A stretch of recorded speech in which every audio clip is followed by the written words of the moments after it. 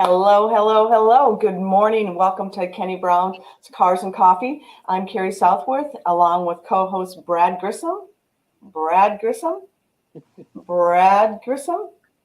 Hello. Yeah, everyone. So nice to see everyone today.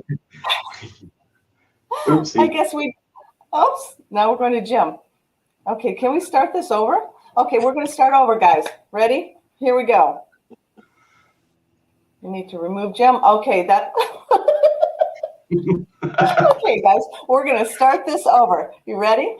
Good morning and welcome to Cars and Coffee with Kenny Brown. I am co-host Carrie Southworth along with Brad Grissom. Hello, everyone. Good morning. We have a great show lineup today. I hope you enjoyed that. We always like to add a little comedy with our technology, so that was hopefully the technology glitch for the day.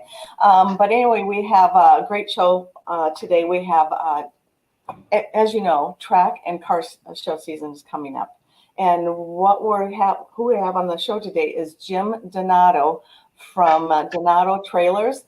And he is going to present a mini masterclass similar to what we teach in the Speed Therapy Academy. And he's going to be talking about sway control today. It's a very interesting subject, and you'll learn a lot. Again, this is a Speed Therapy Academy mini masterclass, just to kind of give you a little taste of what we do in the Speed Therapy Academy. We also have a little bit of Kenny Brown memorabilia with us today. That's part of it. And we have our weekly giveaway too. So let me show you what we're giving away this week. So here is this is our track bags. It says Kenny Brown on it. This is a 19-inch bag. It's $29.95 on our website. We also have the smaller one. This is really good for your tire temperature gauge when you're going to the pit area. And it's really high durable material, and you can put things in it. They're really nice. And this one is $22.95. So a 13-inch bag, and that's the same bag they get when they order the Trackside Toolkit. Is that correct? Yes, this is the bag that comes with the Trackside Toolkit. And Brad, why don't you tell them what's in the Trackside Toolkit? Right. So in the Trackside Toolkit, we have a really nice Joe's Racing tire pyrometer. Which has got a really cool probe. It's kind of got a 90-degree handle probe scenario. I don't have one I can show to you right now, but we do sell them on our website. It's a digital pyrometer. It's really nice. It's designed to it's designed for more of an ergonomic type of use. So people that have used traditional tire pyrometers will appreciate this because it has a handle and the probe is kind of bent, so it's a lot easier to stick the tires than a traditional probe, which is just a one giant long probe, I guess. And then we also include a really nice high quality tire pressure gauge. There's a shot of the pyrometer, so it's nice. It's digital. It's high quality. It comes with a nice rubber outer shell that surrounds the plastic enclosure itself. So if you drop it, the probe again is super nice. Just simply runs on batteries. And then the tire pressure gauge, let's see. Yeah, there you go. So it's 0 to however many PSI. I think some of them are 60 PSI, some are 80 PSI. It does come with two different chuck styles. It comes with a pressure release valve built in. It does have a rubber housing over the gauge itself. So again, if you drop it or anything like that, it's protected. Here we go, solo layout. There you go. And so it is a 0 to 60 PSI, I think, right, Carrie? Yeah. Yes, 0 to 60. Okay, cool. So anyway, that's what comes. That's not what we're giving away today. Is that we just kind of went on to that. But this is our trackside bag, and that's all that comes in it on the website, along with Kenny's tire temperature sheet. So we give away a tablet of that with it as well. So for today's, does it come with a clipboard? It comes with a clipboard, yes, too, doesn't it? Yes, it comes with Okay. a clipboard, no pen included. So you have to. We need some Kenny Brown pens. Yeah, we do. We do. Okay, I wanted to show you, Brad, you want to put me to full screen because I want to show how big this is. And then we'll stop talking about this. But we are so excited about these bags. But as you can see, I have Kenny's helmet in here, and there's still extra room. So you won't be able to fit your driving suit in here, but it's a good mini size helmet bag to bring to the track, I think. So It looks anyway, like you could fit your gloves and your yes. shoes in there Oh, probably definitely. though. Yeah, definitely gloves and shoes. So it's really nice size to bring to the track with you. So we are giving this away for a weekly sweepstakes, less Kenny's helmet. So anyway, so let's see who's with us today. So we have Jorge is with us, Fred Francher, good to see you. Joe Johnson, there's a few people. It looks like Brian West is with us as well. Jay Meyer, good to see you. He's on the road to Cleveland to Summit Racing Autorama. Oh, that sounds like fun. Let's see who else. Phil Jolly, good to see you. We're going to have Phil Jolly's car here shortly. I think it's coming at the end of April. He's doing a nice little installation on his car, getting ready for the track and street. There's a few more people on here as well. Also, I know my cousin Brian is on. I want to put a reach out to him. Hello, Brian. Good to see you. And so we'll just keep going on and on with our show. So Michael Bowman's here. Those bags will make a good Cars and Coffee detail bag as well. Oh, that's a really good idea. Yes, Cars and Coffee. Yeah. That's a great idea. Yeah, they're really high quality. I don't know if you could see that or not. But anyway, that is our free giveaway with a trivia question today. And then I think next we're going to go into our memorabilia. We don't have a lot of memorabilia today because we are really going to be focusing on our mini masterclass today with Jim Donato. And my lovely assistant is not here. So anyway, I think you all know my lovely assistant. So anyway, what we're going to talk about is Kenny's boyhood hero was Jim Clark, or Jimmy Clark. And this is, I'm not going to take this off the wall, but this is his win in 1965 at the Indianapolis Motor Speedway. This is one of Kenny's pieces of art. This is another one of his pieces of art right here. So I don't know if you can see that. And hold it up. Yeah, it looks great. Isn't it cool? There's quite a bit of glare off of it, but yeah, I know. It's a great image. Well, you can see the whole showroom and all the lights. So anyway, there we go. So that is Jimmy Clark. And I don't know, do many of you know much? What did you say, Brad? Is that his glove too? Yes, that's his glove as well. So that's one of our customers gave a number of these prints and to Kenny years ago, and it's in his beloved artwork collection, automotive artwork. So anyway, Jimmy Clark was Kenny's boyhood hero, and he watched him at Watkins Glen. Him and his friends, I don't think they paid for their tickets. I think they climbed up on a tree, and Jay Meyer that's his home track, so he could probably tell you a little bit more about. There's some big old oak tree there that they climbed up and watched Jimmy Clark win at Watkins Glen, and I'm not sure what year. I think that was in '66. So that's his boyhood hero, and I think part of the reason is because he's Scottish. And if you've been with our show for a while, you know that Ken has a strong Scottish heritage, along with drinking scotch. He has a great scotch collection as well. So anyway, Jimmy Clark won the championship titles in '63 and '65, and he drove for Lotus and did a great job for him. He unfortunately perished early in a crash in an F2 car in 1968. So anyway, that's Kenny's boyhood hero. Okay, let's move on to the next little bit of information that we have. I wanted to tell you, we're going to have the trivia question in just a couple of minutes, so I'll share that. I'm kind of stretching what I just talked about.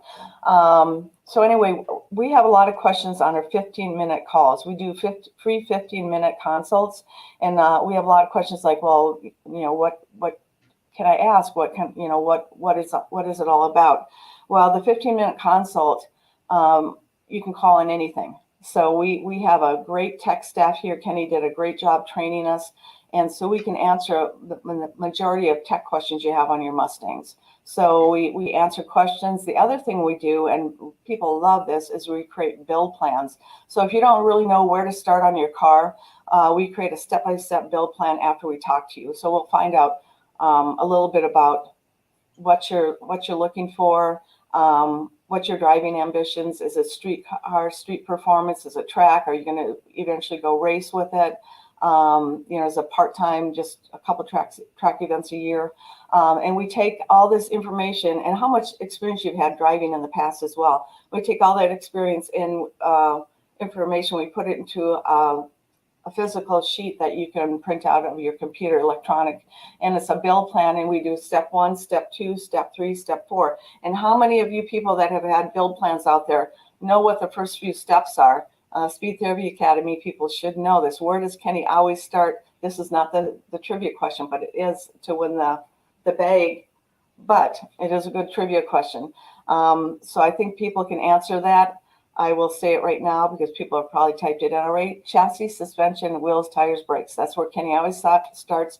And then he goes into cooling, safety, and power is one of the later things that he adds. You can't get the power to the ground if your car doesn't handle well or have good traction. So anyway, Brad, before we start with Jim, I want to do a giveaway on this. Okay, I just wanted to say hi to Wayne Jones, who's joining us from today. And we do have a Facebook user who got the 5 critical steps to building the ultimate performance car: chassis, suspension, wheels, tires, brakes. That's Facebook user. And so maybe that's Brian West. That's it could be. Looks. They're viewing on the Speed Therapy Society Facebook group page where we're streaming live today, as well as our Kenny Brown corporate Facebook page, Kenny Brown Performance. And we're also streaming live on YouTube. So if you're viewing on any of those platforms with us today live, please give us a thumbs up, a like, a heart-shaped wrench. If you're on YouTube, subscribe, click the bell for notifications. And if you're viewing on the Speed Therapy Society Facebook group page, we cannot see your name unless you post it like Hurstford did, who's viewing live today as well, and he is in Bulgaria. And then we have another Facebook user who's not Brian West. If Brian West is out there, I didn't see him in the chat. Yeah, he is out there. So yeah, I wanted to wish him. I think he had a birthday this week, so I wanted to wish him a happy birthday as well. Oh, great. Happy birthday, Okay, Brian. so I got my housekeeping in like real quick there under the radar. Snuck it in on me. Okay, so we're going to do the giveaway early today because we have a mini masterclass coming up. And okay, but we were going to do some internet finds, and so I found all this cool stuff on the internet in my spare time, and so we may share a couple of those as well, but we'll do it at the end of the show if we are going to share them, because we want to be sure we give Jim appropriate time to get through an important topic. So anyway, Carrie, I'll go back to you. Okay, sure. So this again is our weekly giveaway, and the trivia question is, who was Kenny's childhood racing hero? Again, who was Kenny's childhood racing hero? So that's the question. Brad, you're disqualified. You're disqualified. So, you got your Kenny Brown shirt on. That's cool. Yeah. Okay, let's see who was the first one. Joe Johnson. Boy, this will go really nice with your dark horse, don't you think? Put your helmet in there. Congratulations, Joe Johnson, for winning that. So we are going to get on to our mini masterclass.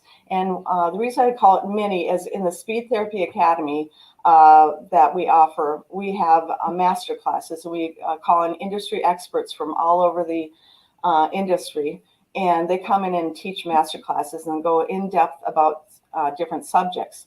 So today we have Jim Donato from Donato Trailers, and he is an expert, and you'll see soon, on trailers, trailer setup, and anything about trailers.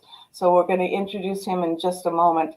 But I mean, you'll really like this. So at the Speed Therapy Academy master classes, this is a mini master class. He'll be sharing a lot of technical information, and he has a whole presentation set up for you.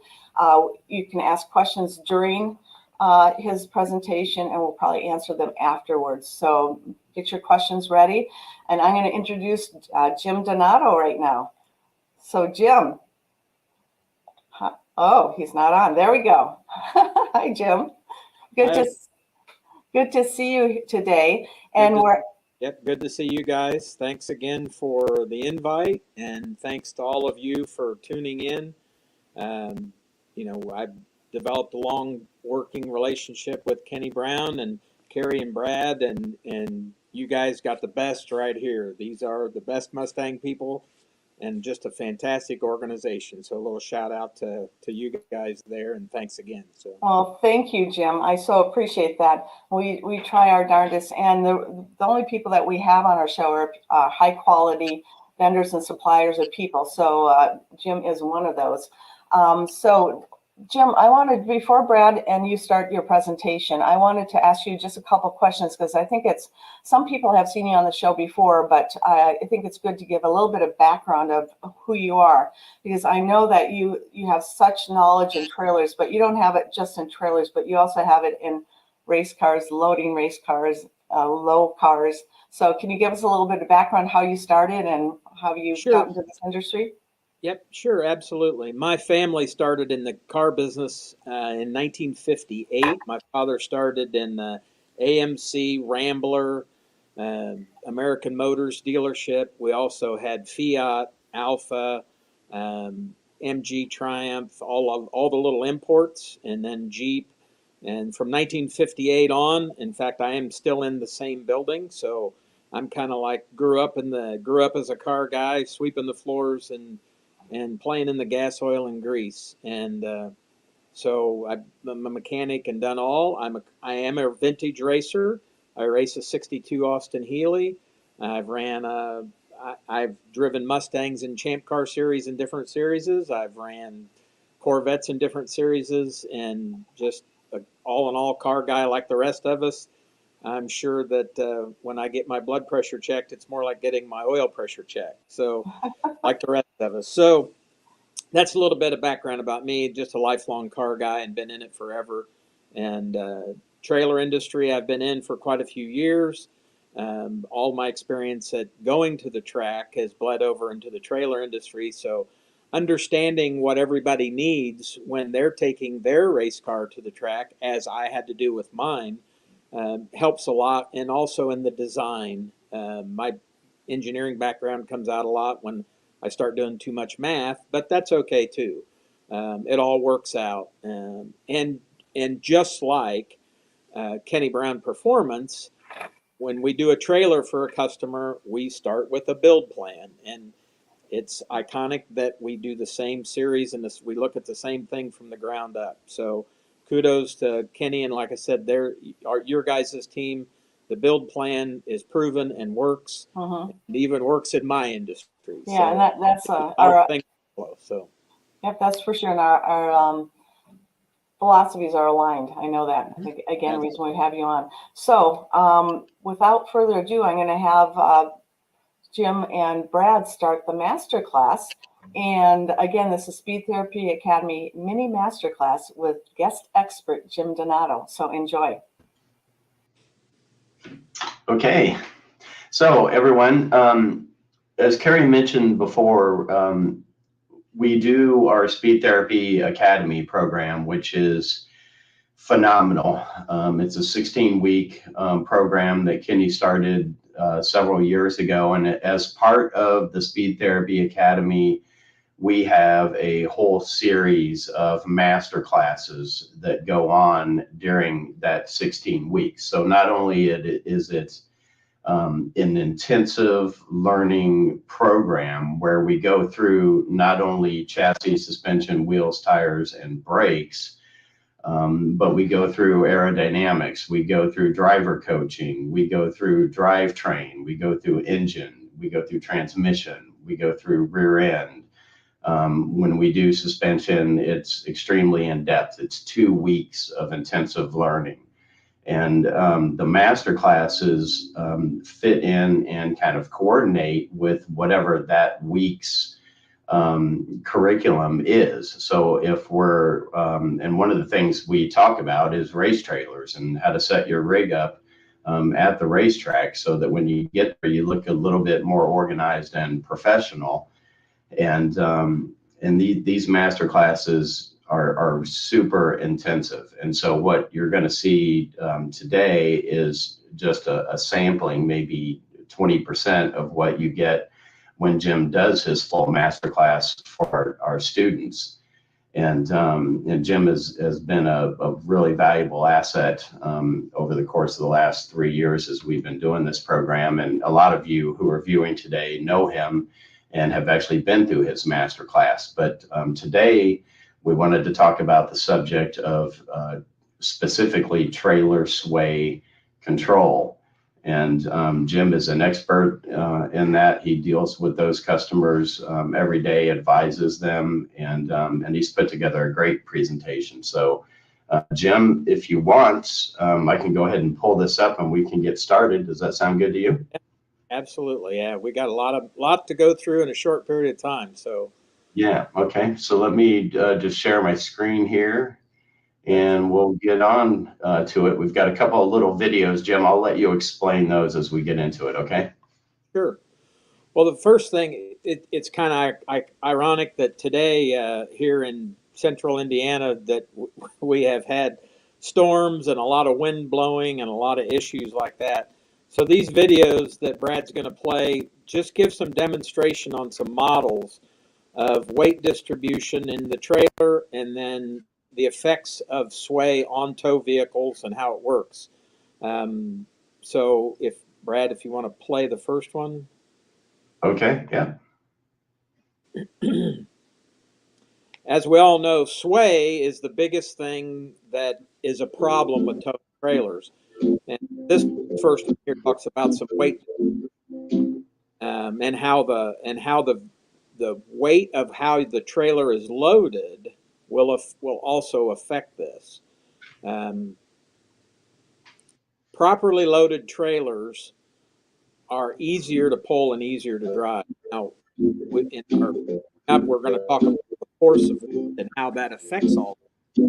But this is a quick demonstration on tongue weight, which a lot of people can get confused about. We have a little bit more information coming on tongue weight, but as you can see, proper tongue weight keeps the vehicle in control. And then if you offload or have too light of tongue weight, then that creates a problem, as you see there. Now, there's several factors that will contribute to sway, but as we all know, sway is the most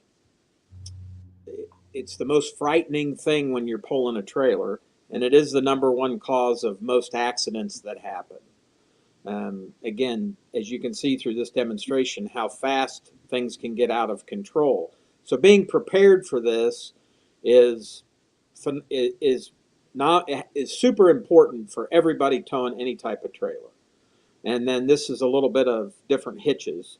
So we'll go to the next video, which is the most favorite from the Kenny Brown Performance Team because it is a Mustang in the video pulling a trailer.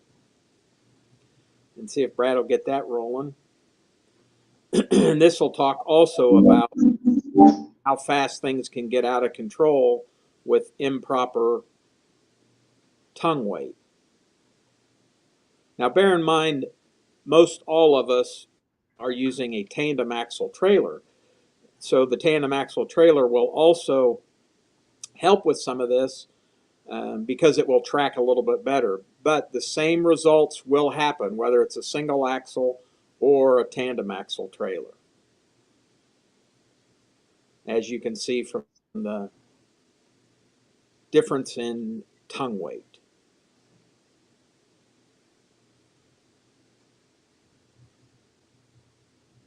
Pretty cool video for everybody to see. So Brad, we'll get into the meat of this now that we all know what this looks like and feels like. All right, here we go. Yep. So, like I said, sway is the number one cause of accidents. And it's also the biggest reason that most people give up on pulling a trailer or get so disgruntled that they're like, I just can't do it anymore.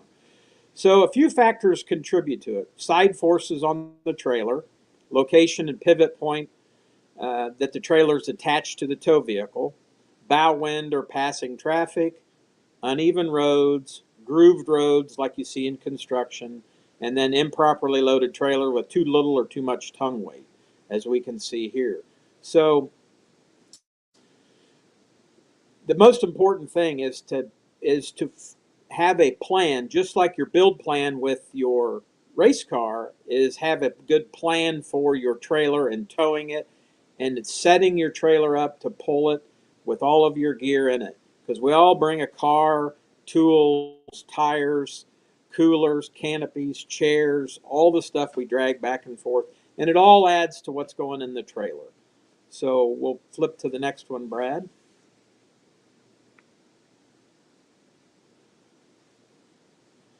This is a little thing on the force of wind, because wind is our single biggest contributor. So a 20-foot trailer, as you see we put together here, 20-foot trailer has 8-foot sidewall, and the majority of your car haulers will be at a minimum of 8 feet off the ground. That's 160 square feet on one side. So 30-mile-an-hour wind makes 2.3 pounds of square foot force. So that gives us, as you see in the equation here, 368 foot-pounds of force. For a 30-foot trailer, it's 552. And note that the weight of the trailer is not a factor in any of this. And your typical pickup truck that's 18 feet long and 6 feet tall, or give or take, has 108 square feet of surface area. And again, so that's 248 foot-pounds of force. So the big difference is the unequal force on both vehicles, or both items, or both vehicles, you want to say. That's the root of the cause of our sway. Because no matter what you do, you have those two unequal acting forces on both vehicles. So the trailer, when the trailer is swaying, the trailer is actually going faster than the tow vehicle. And it's simple math and physics. When it starts to go back and forth, and you can think about this, if you going back and forth down the straightaway on the racetrack, you're actually straightaway. If those two vehicles are doing that, then the trailer is traveling farther, which means it's traveling faster at the same rate of time. So that's the biggest contributor to sway, is the fact that these two forces are unequal. Now, rather than continue to bore you with math and physics and amplitude and all that, we'll charge forward here to the next slide.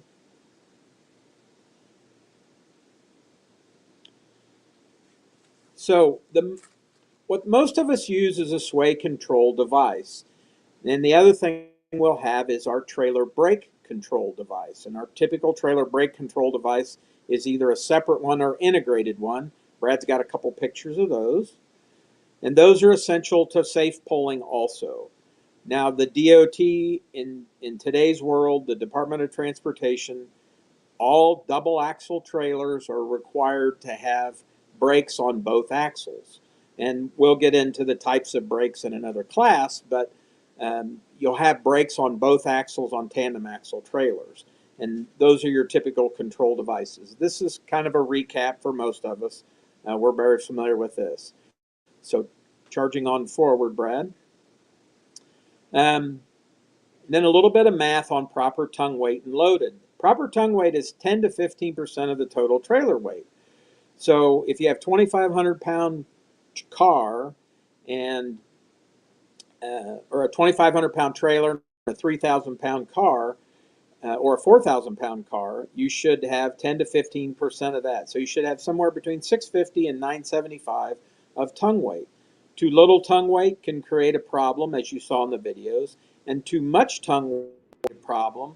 And that problem is the front end of the tow vehicle is too light, so you have lost steering input.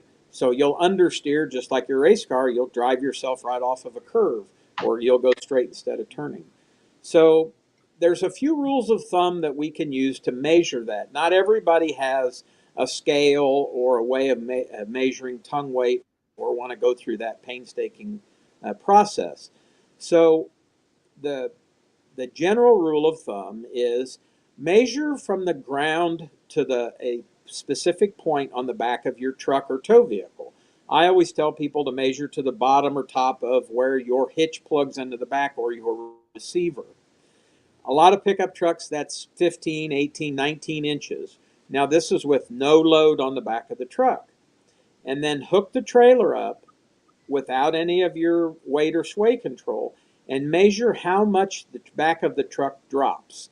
If it drops 1 or 2 inches or 3/4 of an inch or a half an inch or 4 or 5 inches, that kind of will gauge you about how much weight you have in the back of your truck. So on half-ton pickups, generally between 4 and 900 pounds, and I know that's a little bit of a range, a standard half-ton pickup will drop anywhere from 1 to 2.5 inches. So if, let's say, as the average rule of thumb, it's a 2-inch drop, that's going to tell you you've got around 750 pounds tongue weight in the back of the truck. Obviously, you can get bags of salt or whatever, measure it out, and have your own calculated formula. Again, rules of thumb. There's no wrong answer for some of this. Some Jim, of the other did you? things that we want to be sure we check on is proper tire pressures and proper tires and proper tire pressures on the tow vehicle. If you have real soft, if you're using a light SUV of any make, model, or brand, and you've got more soft rear tires that are more for comfort driving, those sidewalls can be very soft. It gives you a perfect ride when you're not towing, but it can also contribute to a little handling characteristics when you're towing a vehicle because the back of the vehicle itself isn't stiff to the ground or the sidewalls will roll. Also making sure that the trailer wheels are properly inflated. Most of the problem people have with a lot of blowouts or flats on trailers is the fact that the tire pressures on the trailers are not set properly. And then anytime you're towing, you want to be absolutely sure that the trailer brakes are working and all the suspension is working and tracking correctly on the trailer. Now, all of this contributes to the control. So now we're going to get into a little bit more of what to do, I think. We'll come up with the next slide, Brad. Yeah. So Jim, I wanted to kind of show some images and have you go through and kind of describe. We've got some different hitch layouts on various different vehicles. So I think we have an Explorer, we have a Super Duty, Sure. we've got a Ram, and we've even got a GMC Sierra, I think. So I'm going to move forward a little bit here in the slides. And so this, I think. Let me, I'll go through this with them real quick. So there's several types of weight and sway control. Now, what you're seeing here is what's called a friction device and how it's set up. Now, the friction device is designed to dampen it. So the sway back and forth is dampened with the friction or sway device. This is a very tried and true, used for years. This has been on the market for I don't know, 20 plus years minimum.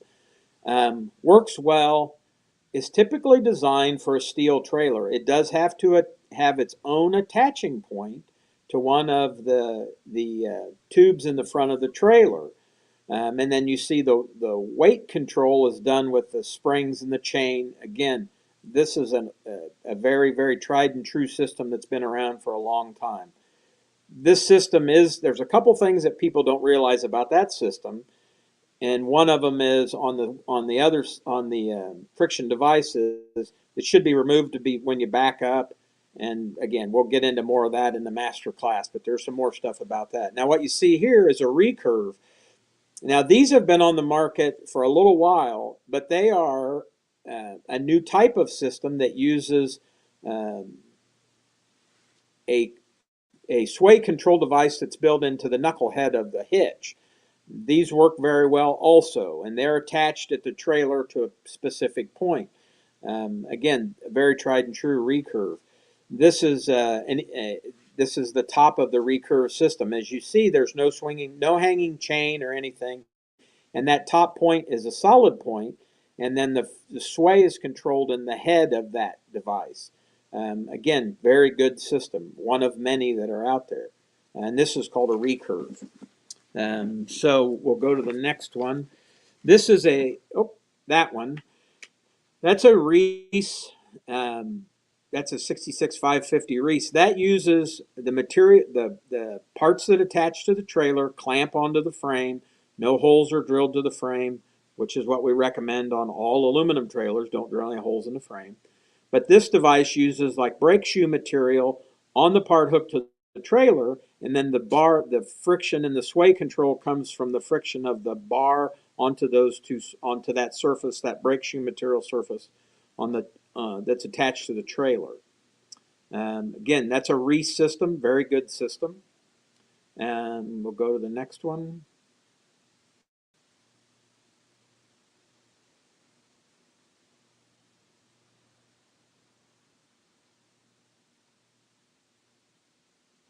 I think there we go.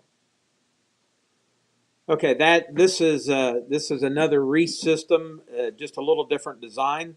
The bars come from underneath, but the friction or the sway control acts on the bottom of the coupler on the trailer itself. And this is another Reese system. This system, that's the 66560 with the brake shoe material. As you can see how there's different setups and how the height of those vary from different trailers. The idea is also to have the trailer as level as possible and the truck as level as possible so the load's the same. This particular one, this is the Equalizer brand one. Again, very, very popular, a very, very good one, a very tried and true, and been on the industry for years. This is an Equalizer brand.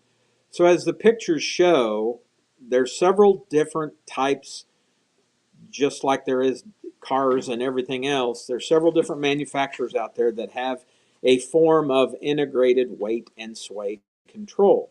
That helps both with the weight distribution and also with the sway control. And then there's a little recap of some of the things that we talked about earlier on keeping all this stuff in control and making sure that you measure the drop of your trailer and keeping your trailer level with the tow vehicle from what we call a static point. And here's a quick demonstration of too much tongue weight, proper tongue weight, and too little tongue weight. Now you can actually use the weight and sway control to create a negative effect if you put that much tension on the bars. And again, that will create the back of the truck light. So setting all this up and making sure that the trailer is level and the tow vehicle is level is vastly important to keeping it in control and keeping the sway in control. Now, proper tongue weight, and as we discussed a little bit, too little tongue weight can lead to sway from side to side. Too much tongue weight can put too much pressure on the rear wheels, causing them to wave, but also make a difference in the front steering and make it too light. So your tongue weight should be between 10 and 15% of total trailer. So this is where we say a 2,000 pound trailer with 2,000 pounds of cargo, 4,000 pounds, should have 400 to 600 pounds tongue weight. Always err a little on the heavy side. 12% is always a really good number for the majority of us. And it's not hard to get there when we start putting spare parts and toolboxes and things in the front of our trailers. Again, take a step back and just look at the trailer and see how it's leaning and see how things look level. Just use a level eye and a good sense of how things are looking. And you can tell from that as a general rule of thumb of where to go. And again, we get into a lot more of this stuff in a master class. But there's so much information that you want to take into consideration when you're doing and getting things set up, when you're doing your setups and getting ready to go to the track. Again, there's a little quick formula for that. And this is how you actually can calculate actual tongue weight. And you can use a bathroom scale. There's several different matters. You can also local scrap yards or wherever where they have full scales, and set the tongue on the scale and see if they'll do it for you. Some freight places that do freight service, they'll have a heavy enough scale that'll go over 1,000 pounds that will they can roll it out, and you can actually get that trailer tongue weight. There's also trailer tongue scale weights that you can purchase. Again, but for most of us, that's a little overkill. If you're doing it more professionally and you're pulling every weekend and you're pulling thousands, 10,000 miles a year, pulling a trailer, it's worth having that checked and to know where you're at with all that. And then if you don't have proper tongue weight, then obviously you want to adjust your car back and forth. And when we design trailers for you guys, and those of you that have purchased trailers from me, I always say, listen, we're going to leave 6 inches or so of leeway so that if you have to roll the car forward or backward, we've got some movement in there to balance the tongue weight and balance your trailer. So that weight distribution allows for you to go forward or backward with whatever you're towing in it as far as your car. And then bear in mind that I have a lot of customers that will also forward load the car and then put a lot of gear on the rear of the trailer to balance it out. So there's no hardened rule of thumb that says all of your toolboxes and all of your tires have to go in the front of the trailer. Sometimes you can actually roll the car forward and then put all that gear at the rear of the trailer. And all these things will help you hit your proper tongue weight. So most of us use for sway control is what we saw back on those pictures of the weight and sway control devices. Oh, you want to back up one slide? There we go. How do we control it? There it is. Most of us use the weight and sway control device. Be sure that they're properly set up, leveled, and follow the directions of whatever brand that you purchase, whether it's Reese, Equalizer, Kurt, no matter what the Recurve, whatever brand you like, follow the directions that they give you to set it all up so it's working, so it's all set up properly. And then that's what they look like as the pictures we showed. And Jim, so what about tires? I've got a little chart, which was the next thing in the slide. Do you want to talk about that for just a second, since tires kind of play a role a little bit in sway as well? Absolutely. And I got to thank Brad for keeping me on target, because sometimes I get to waving off course a little bit. So I appreciate that, Brad. Trailer tires, one thing about trailer tires is trailer tires are not DOT rated. Trailer tires are for trailers. They have a little heavier sidewall.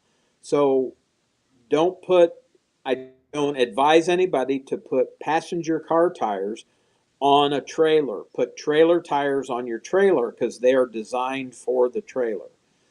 And as we talked about a little bit before, there's several different factors for sizes and ratings, as you can see from this. But you always want to be sure that you inflate the tires to within 10% of what the tire states on it, because the tire pressure that's stated on the tire will be for maximum load on the tire. Even if you feel you're underloading the trailer, and I'll use this for a quick example. If you have a 10,000 GVW trailer and the trailer weighs 2,500 pounds and you're putting just a 2,000 pound car in it, and you're barely at 50% of that, You still want to inflate the tires to within 10% of what they say. You're not going to achieve a smoother ride on the trailer by lowering the pressure in the trailer tires to make it a softer ride for your cargo or for your car. What will happen is you could possibly overheat those tires because they're underinflated, and then you have chronic blowouts or flats. Most trailer tire blowouts come from either overinflated or underinflated trailer tires, or simply trailer tires that have exhausted their lifespan and they're dry rotted and cracked and they just fail from age. And trailer tires are subject to the UV of the sun more than anything because they sit outside a lot. So that UV will break them down also. So now tires on your tow vehicle, real quick, is again another important factor. I've had customers that have had soft sidewall tires on their tow vehicles to achieve a better ride when they're not towing, and that contributes to a lot of handling characteristics when they're pulling a trailer. Causes the back of the vehicle to wave back and forth. Again, proper tires is another contributing factor to how safe you can tow. So bear that in mind whenever you're having your setup and whenever you're buying new tires, trailer tires or truck tires. If you're pulling a lot, get a good sidewall tire that's made for doing that. So I'm a little out of sorts now, Brad. You have to bring me back in line. We're back to what happens when we start swaying.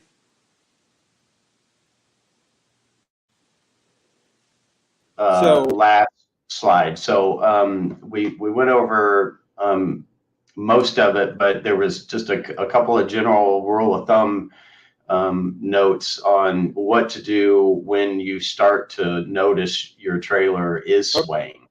Got it.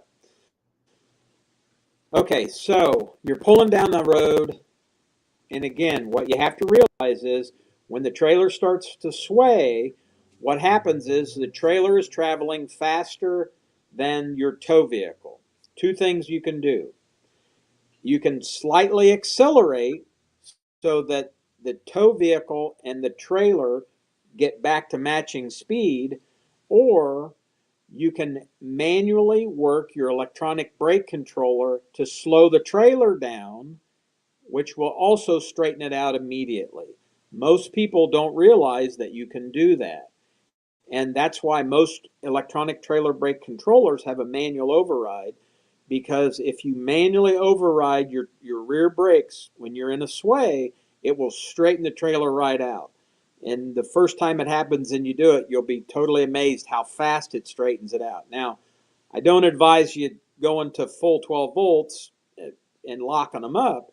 So slightly apply electronic brake pressure to the rear brakes of the trailer only manually, and that will also straighten the trailer out immediately. Remember, the trailer is going faster and farther than the truck. And if you're you got to reduce your sway. I have a lot of customers call me and goes, "Oh my God, I can pull this trailer 85 mile an hour with everything in it." There's a point where you go, "Okay, well, I hope you can stop and you're staying in control going that fast pulling that rig." But we're all race car drivers, so we all want to get there in a hurry. I get it. But sometimes you got to slow down just to be a little more safe. When you're in a condition where it starts to sway a lot, the biggest thing is to stay calm. Like I said, apply some manual brakes with your electronic brake controller. Lift a little off the gas. Again, you have to match speeds. The biggest difference is the trailer is going faster than the tow vehicle. So you have to get those back in sync and they'll straighten out. Side wind and side forces, what they call bow wind from oncoming traffic, that all is contributed to having a good sway control device. It may wave a little and then come right back in control as the device works. So as you can see, this subject is for the master class, and I recommend that everybody take it. We get much more in depth, and I get much more in detail on what to do and how to set it up and how to measure and how to install your weight and sway control device properly, making sure that everything is level, loading your car and strapping it down and making sure your tongue wake's proper.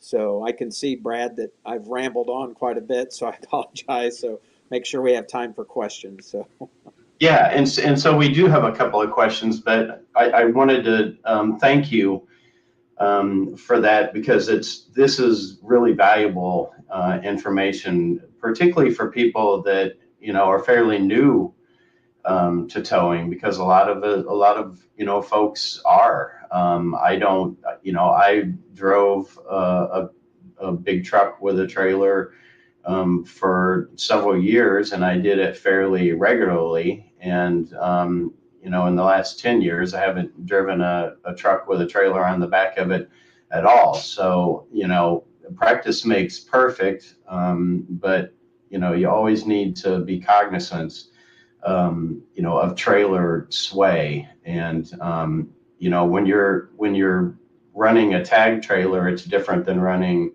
a gooseneck or a fifth wheel type of trailer. And so one is obviously a little easier than the other. And I drove, a big, 30, I don't know, gosh, it was almost 40-foot trailer, and it was a gooseneck, or, a fifth wheel type of hitch. And, those are fairly easy to drive. But when I was driving a tag trailer, I'll admit that I was not very good at it, because I didn't do it. And there was a major difference. And so we've got some good questions from viewers today. And the first one is Bob Jones, who's a Speed Therapy Academy alumni member. And so he's seen more than one of your master classes probably. But his question is there any maintenance required on those sway control devices to maintain their friction or performance? yes, on if he's talking about the separate friction control device, those pieces have a material. I don't think it's asbestos anymore, but they do have a friction material that over time will wear out and then will have to be replaced. You always want to use some good anti-seize in different places, so that when the devices are or lithium grease or something on the ball and on those devices, but actually on the sway control devices themselves, they actually have a material in there, like a brake shoe material or an asbestos material, that will wear out over time. So over time, you'll have to keep tightening and tightening and tightening it up, and then they'll be to a point where, just like brake shoes or brake pads, they will be worn, and you'll have to replace the device itself, or whatever brand you have. If they have those available, you'll replace those. I hope that Okay. answers. So Yeah, no, I think that was really good. And so our next question is from Joe Johnson, who's another Speed Therapy Academy alumni member. And so his question is, isn't using a gooseneck trailer the very best option? I have had problems with trailer tires blowing out.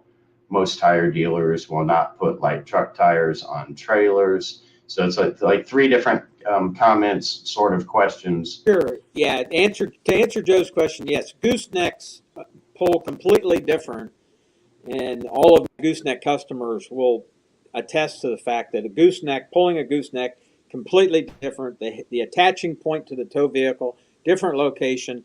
That's a whole different animal than a bumper pull. The majority of us are bumper pullers, so that's what we kind of tend to lean to giving information to the people that pull bumpers, that are bumper pullers.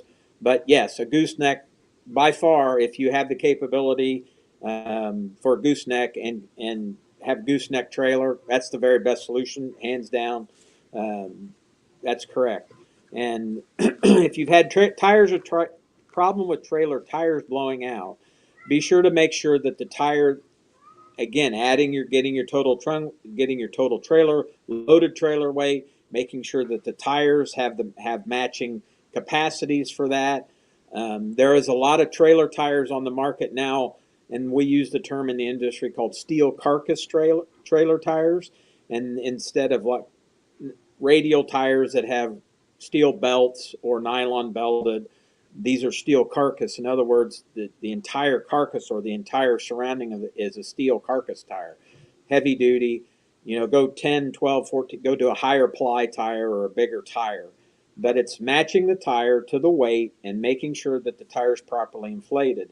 Another thing that can contribute sometimes to the tire failure is if the axles of the trailer have never been rechecked, and over time and hitting bumps and bouncing off curbs, you can actually jar the axles off a little, so you're going to be tracking. So sometimes you'll wear on the inside and outside. It's just like having your toe in and out on your car. You'll wear on the inside or outside. So that can create the tires to overheat a little bit too. So I hope that answered Joe's. So on the subject of tires, then Bob had another really good question. I'll post it here. Is there any markings is there any marking on a tow vehicle tire that indicates its sidewall stiffness or perhaps a load class for the tire? Yeah, most all tires, DOT rated tires, and almost all tires now, will have an actual weight capacity. So if you see on the tire, it will say maximum load at a maximum tire pressure at maximum load. So that is on the tire itself. The DOT is now requiring that on tires. So it will say maximum load. Now that's per one tire, just that tire. So it may say maximum load 4750 on this tire at 50 psi, or that whatever specific number that is. But that is designated on the actual tire itself. This diagram here, unfortunately, we don't have that load rating on this. This talks about the sizes and the sidewall and what it is. But if you'd like that information, I can always forward it to you and show you, give you pictures and examples. It's not a problem. It is out there, and the tires will have it.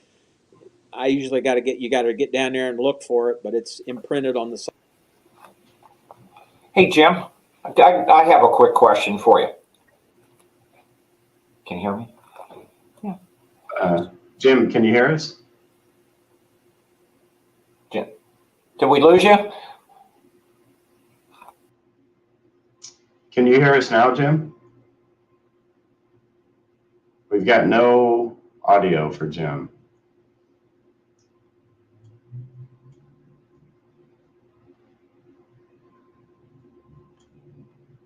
Okay, Jim was having a little bandwidth issue earlier, and so it looks like he's having some problems in the studio. Okay. There So we Jim, go. we realize that. We're probably going to have to move on because unless his audio comes back.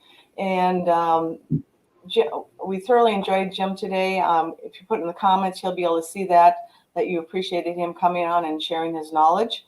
He said, I could hear Brad Grissom and Rich Cottrell. Yeah, okay, Tim, that's good information. And it looks like Tim Allen has another question. Brad, I don't know if we want to go through and just ask that question, even though he's not there. This is a pretty long one. Carrie, can you read that? Yeah, sure. Ford has a pretty great VIN-based load/tow simulator generator. It's pretty great. Helps to show how much load your truck is rated for with different payload, passenger load, tire temps, and weight rating. That's a tongue twister. Let me see if I can find the link they sent me. Have you seen it? It's pretty cool. Also, most problems. Oh, sorry. Okay, so most probably think their truck is rated to tow a lot more than it actually is. Good information. Yeah. And so that is a really good point. People think they can load these things up, and you just can't do it. Regardless of the rating on the vehicle itself. So the manufacturers do have a good, I guess, a lot of information about that, and so some people don't know. And so there is a VIN lookup or a VIN-based simulation generator. I wish we could hear Jim. I wish we could hear Jim because he probably knows a little bit more about that. But I think the issue might be on his end, because in the studio, he looks pretty good. His audio looks clear. I've double checked all of the settings, so I'm not sure. Maybe he's accidentally hit the mute button. I don't see that. Yeah, I don't computer. see. Yeah, I don't see that the mute button's on. Yeah. So one thing we could do, if you have other questions, we could you could call him, Brad, and put him on speaker if you wanted to try that. So we're gonna try something with you. It looks like Tim Allen put that link up, and he'll be able to answer that in just a minute. We're gonna put Jim on speakerphone, see if you guys can hear him that way. And if you have any other questions for Jim, please put them in the chat, and he will be able to answer those questions via telephone. So Yeah, I don't think, unfortunately, it doesn't work on the phone because we're getting some echo issues. Okay. Well, we're going to have to call Jim then. And oops, that's not what I wanted to do. So we're going to remove Jim. So anyway, sorry about that, but that was great information. If you put in the comments, Jim will see the comments thanking him for his time for that mini masterclass. Tim, let's see. Bob Jones also said it was terrific information, and he'd like to see the full masterclass on that. So that is coming up. We'll be talking about that in another couple of weeks as far as how you can attend those masterclasses. And it looks like Paul Drake has another link, and Tim Allen said it was probably, okay, he's just scrolling. Yeah, they are posting up the links to the Ford trucks towing guide. So Greg Drake posted that, and Tim Allen, I think he posted it as well, but it was in image form. It looks like I can't actually see it here in the studio, but and Jorge says that was awesome information. So I'm going to try just to add Jim back to the stream real quick and see. His audio is not working, I guess, still. Okay. So okay. Anyway. Well, I think we're going to end the show. I did want to read a quote from Kenny, and this kind of tells you about his whole philosophy on his products and his customer service. It says, "My life's mission and purpose is to help more people like yourself enjoy their car lifestyles by sharing the culmination of my lifetime experiences in professional racing and the high-performance car building arena, helping you maximize your driving experience." And that is so Kenny. So I wanted to end with that. And we are playing a replay next weekend is Easter Sunday. So on Saturday, we will be playing an encore presentation that Kenny will be talking about. And we will be back live the following weekend, following Saturday. So Brad, do you have anything else to share? No, I don't. Just wanted to thank Jim for being a part of the program this week. We do have some special guests that will be coming up after the Easter holiday weekend. I apologize that we don't have any good April Fool's jokes today, but I couldn't find any good ones. There were a couple of floating around about 2024 Fox Body Mustangs, but the information surrounding that hoax wasn't very good either. So it was a hoax of a hoax. But so I look forward to seeing everyone. I hope everyone has a good Easter weekend next weekend. And Carrie, I don't know if you have anything else, but who won the? Oh, I guess Joe Johnson was the winner. Won, yeah. So yeah, Kenny's childhood racing hero, Jim Clark. Okay, well, I'll see you later. Enjoy your Easter, and we will see you the week after. Take care.